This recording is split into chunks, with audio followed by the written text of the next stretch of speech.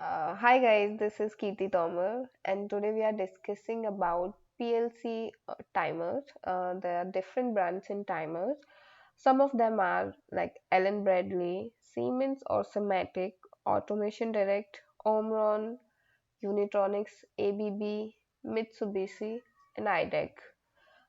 From which we are discussing about some basic timers of Mitsubishi. There are three types of PLC timers in Mitsubishi. T-on, that is on delay timer, T-off, that is off delay timer, and the last one is RTO, which is a retentive timer.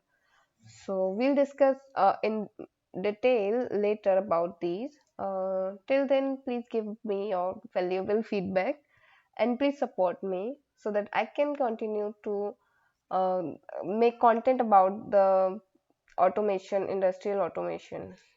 Thank you.